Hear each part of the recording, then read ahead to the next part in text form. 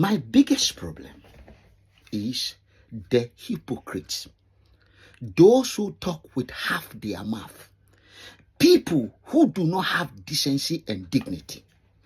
How dare you? How should anyone come and tell me that there is any problem in a civilized nation where you need a military bandit criminals like Azim Quetta, Abdurrahman Tiani, and Ibrahim Traore, bandits, to be the solution to the problem? That the youth are so totally hopeless, they don't believe in themselves. Let me give you some example.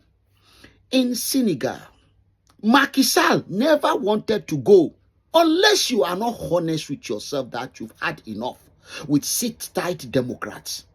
You are democratic government. You've won election. That is why you are governing. It took you legs and arm to fight Abdoulaye Wade, to remove him, to go, so that you will come and your party will also give the people the chance. You came, and the people felt you are not doing well. Their life is not changing. They want a new order. You are kowtowing to the French. You do everything the French want. You can't stand it. So they say they can't stand it. Toll tax collectors, small boys, boys with 2 wives, they came together, organized themselves. Basiru Diamoefe, one party, they even belong to different political party, and Ousmane Sonko, they fought tooth and nail. Yes, Macky Sall put them in prison, found all excuses not to allow them to stand, to be disqualified. They won because the people, you see, stop taking the people for fools. Stop thinking the people are stupid. What you need to do, go down to the people. You are one of them, especially when you live with them. Campaign, tell them what is at stake. Is it not the same thing Mahama did in Ghana? The same thing. I never even believed they win. I don't like them. I don't trust Mahama from here to there. But they were able to marshal, mobilize, work hard. They won. And this is the beauty of democracy. I may not like the NDC, but they won. Yes, they are doing what they promised they would do. They are fiddling with the constitution. They are doing, but the people are okay with them. With the people, they can never be wrong. They will only need to be given another time to think again and change. This is what democracy is about. It's the same thing in Senegal. These young boys have come. As we saw Ousmane Sonko on France 50, France 24, sitting there, telling them how he feel about the French. They should leave. They should do that. They've renewed most of the contract. 4 years about to be over. There will be another election and somebody will come up again. So, why are we now being made to feel like we are cursed? That if somebody doesn't come with a gun to come and threaten all of us, saying that he's sent by God, Captain Traore, that people cannot sleep in Burkina Faso, in Niger, you can't go out. If you demonstrate, they are in France, they are in Germany, they are in Britain, they are in London, they are demonstrating in support of Captain Traore. Against the opponent of Captain Traore, they are demonstrating in the developed countries. Why can't we see people in Ouagadougou demonstrating against? Anyone you see in Ouagadougou that come out, they will have been briefed by Captain Traore himself from his bedroom, word for word, on what they are going to do, synchronize, organize, to come and do what Captain Traore wants. It's just like under Saddam Hussein demonstration in Iraq, or under Gaddafi in Libya. Demonstration in Libya, for you to demonstrate, you can only demonstrate in favor of Gaddafi. In Taliban, you can only demonstrate in favor of Taliban. You can't demonstrate against them. This is what we are faced with today in Mali, Burkina Faso, and Niger.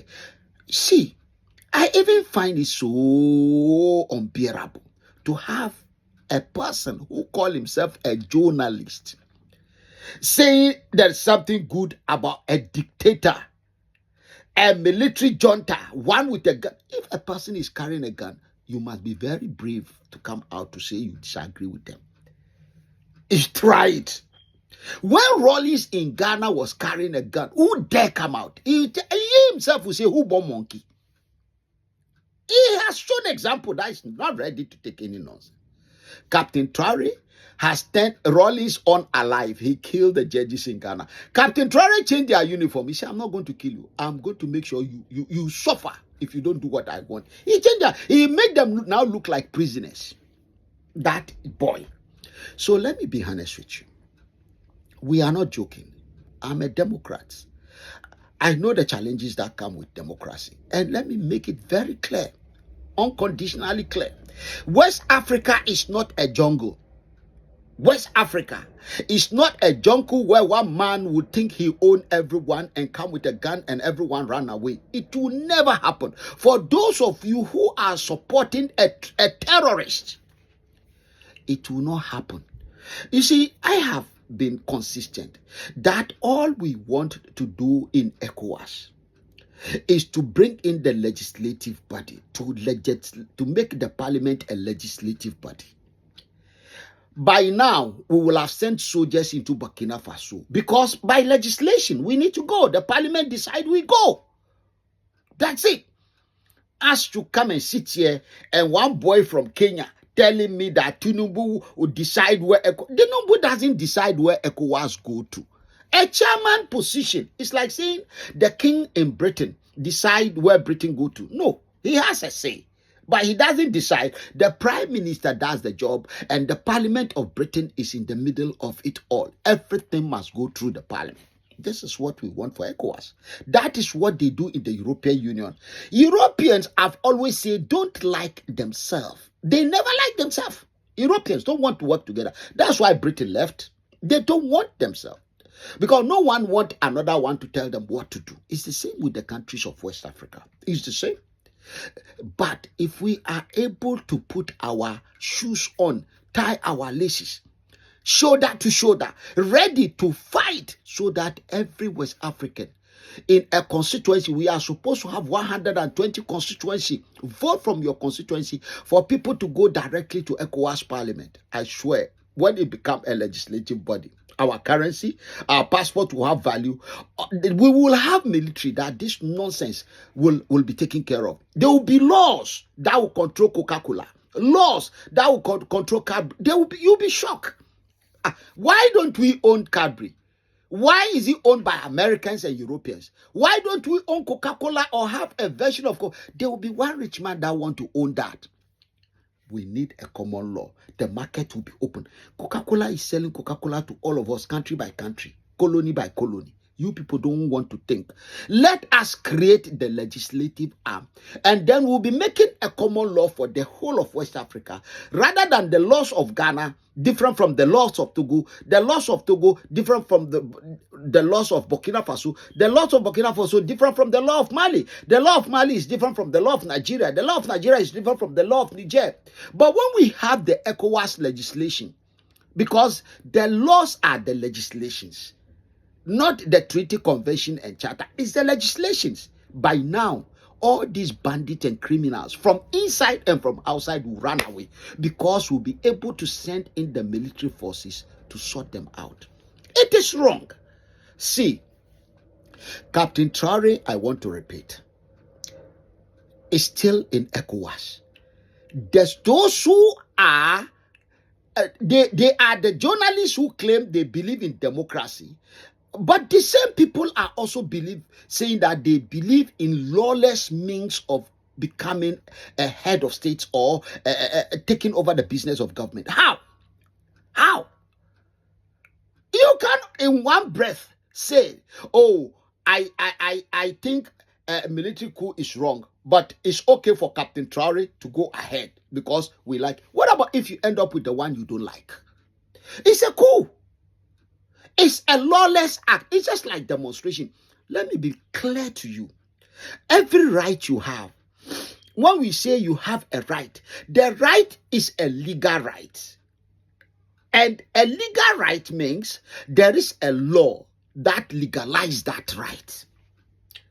If there's no law legalizing your right, then that right is not a right. Tell me, what are the legislation behind the ECOWAS passport? It's only a charter, a treaty, and convention, and protocol. We want legislations. Hey, brothers, now we are tired of coup plotters. I have always said their days are numbered. But right now, we need to focus on the ECOWAS and let us change ECOWAS. Tomorrow, I will be coming live. Come and let us discuss.